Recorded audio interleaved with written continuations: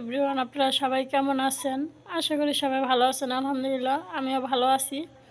তো সকালবেলা নাস্তা দিছে, তো ভাবলাম যে আপনাদের সাথে শেয়ার করি। এই যে এখানে দিছে চিনি আর একটা চা পাতা, 2 পিস চিনি, আর এখানে দিছে দুধ, 1 পিস রুটি,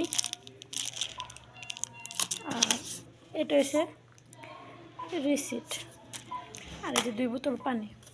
দেখি ভিতরে কি দিছে।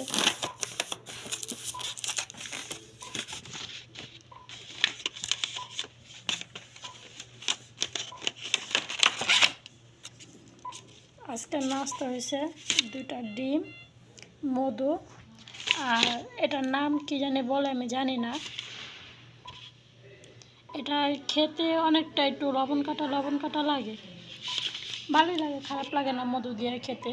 তো যাই হোক, এই হিসাবে সকালের নাস্তা এখন আমি খাবো। তো ভাবলাম যে আপনাদের সাথে একটু শেয়ার করি। যাই হোক, সবাই ভালো থাকবেন। আল্লাহ হাফেজ।